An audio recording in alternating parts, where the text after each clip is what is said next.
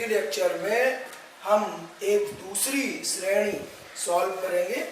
ये है 1/1 square plus 1/3 square plus 1/5 square so on that is to be proved equal to pi square upon 8। ये ना तो गुणोत्तर श्रेणी है और ना ही ये समांतर श्रेणी है और ना ही समांतरी गुणोत्तर श्रेणी है।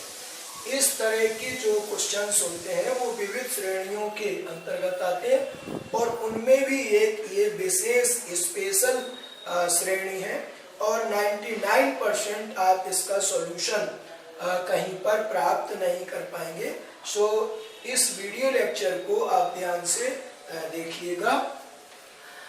ये आपको प्रूव करना है 1/1 square plus 1/3 square plus 1/5 square so on that is equal to pi square upon 8। हम जानते हैं कि जो cos x होता है तो cos x का प्रसार जब हम लोग लिखते हैं तो दैट इज इक्वल टू ये x square upon factorial 2 minus x power 4 upon factorial 4 plus x power 6 upon factorial 6 so on ये। और इधर एक टर्म और that is cos x equal to 1 minus और that is plus this one is minus so on. ये 1 minus x square upon factorial 2 plus x power 4 upon factorial 4 minus x power 6 upon factorial 6 so on infinite तक। ये cos x का प्रसार होता है। अब यहाँ पर हम देखते हैं कि cos x को यदि बहुपद माना जाए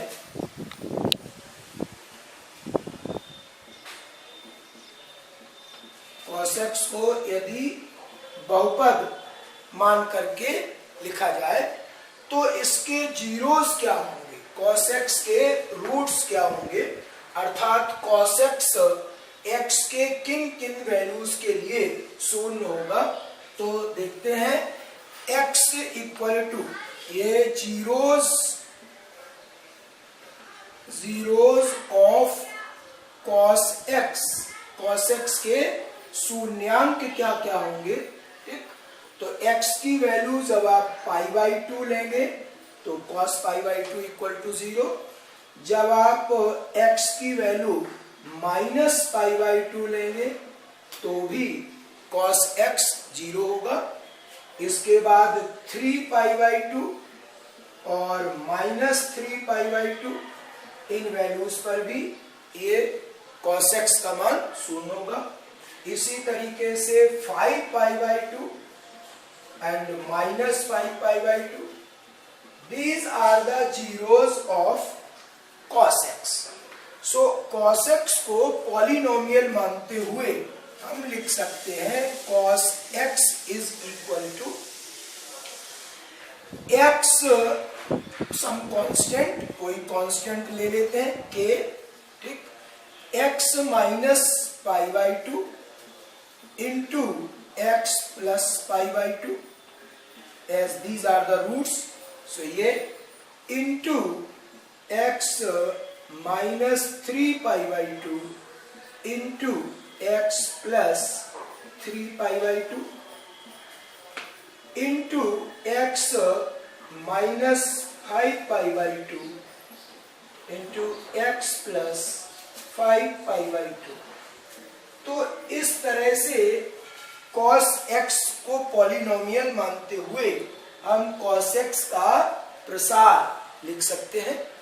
अब यहां से अगर हम इनको मल्टीप्लाई कर लें ये तो x square minus pi square by 4 into x square minus 9 pi square by 4 into x square minus 25 pi square upon 4। So ये इस तरह का एक्सप्रेशन मिलेगा। अब इसमें अगर हम ये कॉमन ले लें, कितना, यहाँ से माइनस पाई स्क्वायर बाई 4, यहाँ से 9 माइनस 9 पाई स्क्वायर बाई 4 और यहाँ से माइनस 25 पाई स्क्वायर बाई 4। तो यहाँ पर एक नया कांस्टेंट हम रख लेते हैं, suppose it is equal to beta, और इसको तब हम लिख सकते हैं 1 माइनस एक्स स्क्वायर अपॉन ये पाई स्क्वायर अपॉन 4 और into 1 minus x square upon 9 pi square upon 4, ये 1 minus x square upon 25 pi square upon 4। ये इस तरह से किया जा सकता है। cos x is equal to ये। नाउ अब हम जानते हैं कि limit x tends to 0 cos x is equal to 1। तो अगर दोनों पक्षों में इस व्यंजक के लिए हम लिमिट लेते हैं, so this implies limit x tends to 0 cos x is equal to limit x tends to 0 beta times 1 minus x square upon pi square by 4 into 1 minus x square upon 9 pi square by 4 into 1 minus x square upon 25 pi square upon 4। ये अब दोनों पक्षों में limit लेने पर x tends to 0, x tends to 0 पर दोनों पक्षों का लिमिट लेने पर इधर ये 1 आएगा और इधर से ये टर्म ये 0 हो जाएंगे सब। तो 1 into 1 into 1 into beta, so that is equal to beta. तो बीटा की वैल्यू यहाँ से 1 हमको प्राप्त हो रही। सो यहाँ पर इस एक्सप्रेशन को हम रीराइट कर सकते हैं, दोबारा लिख सकते हैं।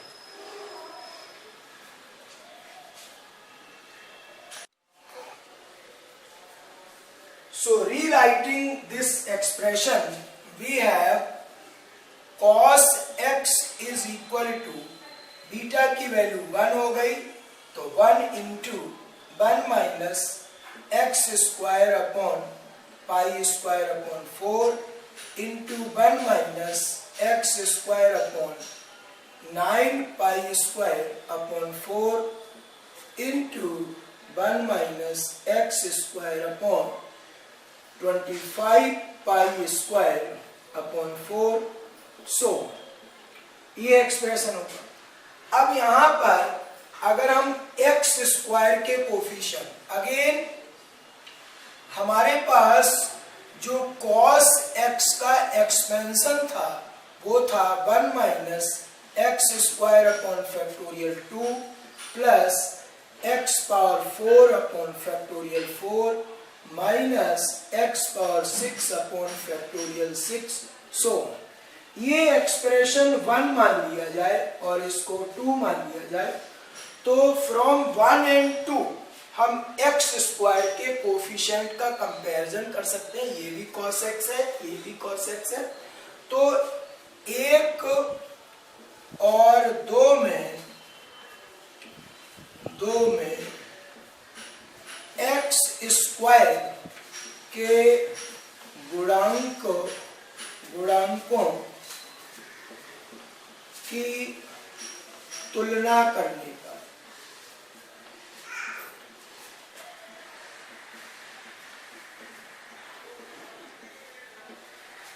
दोनों पक्षों में cos x इक्वल टू ये, इक्वेशन 2 से cos x इक्वल टू ये, तो अब x स्क्वायर के कोफिशिएंट का जो है कंपैरिजन किया जाए, गुणांकों की तुलना किया जाए, तो यहाँ से एक्स स्क्वायर का कोफिशिएंट फ्रॉम 1 क्या आने वाला है, जब इसका मल्टीप्लिकेशन इससे होगा तो ये टर्म आएगा minus x square upon pi square by 4। इसका मल्टीप्लिकेशन इस 1 से होगा तो ये आएगा। फिर ये जो इन दोनों के मल्टीप्लिकेशन में 1 आएगा, उसका मल्टीप्लिकेशन जब इससे होगा तो ये इस तरह से आपको जो कोफिशिएंट मिलेंगे वो एक्स स्क्वायर अगर कॉमन ले लिया तो एक्स स्क्वायर के साथ जो कोफिशिएंट होगा वो होगा 1 upon pi square by 4 plus 1 upon 9 pi square upon 4 plus 1 upon 25 pi square upon 4 so on, and that is equal to minus x square upon factorial 2। तो x स्क्वायर दोनों पक्षों से हट जाएगा, तो यहाँ पर ये this implies 4 upon pi square plus 4 upon 9 pi square plus 4 upon 25 pi square so on, and that is equal to 1 upon factorial 2। तो यहाँ से ये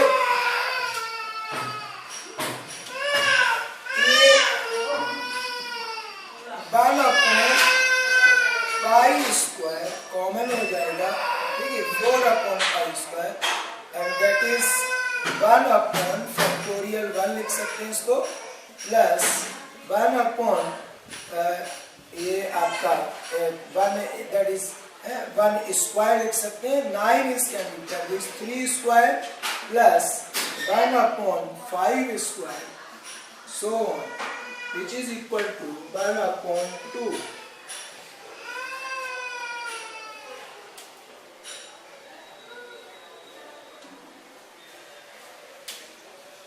So from here we have 1 upon 1 square plus 1 upon 3 square plus 1 upon 5 square, that is equal to a pi square upon 8, ठीक। So that is to be proved।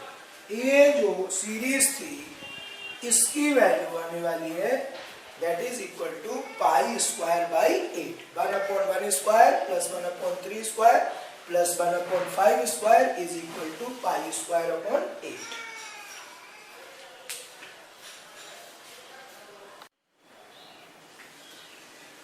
Okay guys, so पिछली 2 श्रेणियों के आधार पर हमको अब ये न्यू एक्सप्रेशन या नई सीरीज जो दी गई है इसको प्रूफ करना है, इसको प्रूफ देना है। 1 upon 1 square minus 1 upon 2 square plus 1 upon 3 square minus 1 upon 4 square so on up to infinite, that is equal to pi square upon 12। बहुत से ऐसे डेफिनेट इंटीग्रेशन के रिजल्ट्स, बहुत से क्वेश्चन के डेफिनेट इंटीग्रेशन के रिजल्ट्स इस श्रेणी के रूप में प्राप्त होते हैं और तब इस श्रेणी की वैल्यू पाई स्क्वायर अपॉन 12 होती है। ये इस तरह की एक विशेष श्रेणी है जो ना तो गुणोत्तर श्रेणी है ना समांतर श्रेणी है, और 99% इस तरह की सीरीज का सॉल्यूशन आपको बुक्स में नहीं मिलेगा।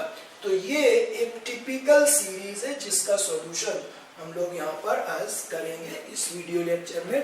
सो इसके पहले हम पढ़ चुके हैं कि जो हमारे पास एक इसके पहले वाली जो सीरीज थी वो थी 1 upon 1 square plus 1 upon 2 square plus 1 upon 3 square so up to infinite, that is equal to pi square upon 6। ये इसको इक्वेशन नंबर 1 मान लेते हैं। और अभी अभी लेटेस्ट जो सीरीज हम लोगों ने प्रूव की है वो थी 1 upon 1 square plus 1 upon 3 square plus 1 upon 5 square means odd जो है इंटीजर्स के लिए, तो दैट इज इक्वल टू ये अप टू इनफाइनाइट ये था पाई स्क्वायर अपॉन 8। इक्वेशन नंबर इसको 2 मान लेते हैं। अब इक्वेशन 1 से इक्वेशन 2 को सब्ट्रैक्ट कर देते हैं, तो 1 माइनस 2 करने पर हमें क्या मिलेगा, देखें ये हम 1 स्क्वायर ये कैंसिल हो जाएगा, ऑड टर्म्स कैंसिल हो जाएंगे, so we have 1/2 square plus 1/4 square plus 1/6 square so on up to infinite is equal to हो जाएगा pi square upon 6 minus pi square upon 8, और इसकी वैल्यू आ जाएगी ये 4 pi square minus 3 pi square upon 24 LCM होगा, so that is equal to pi square upon 24, ये series मिलेगी।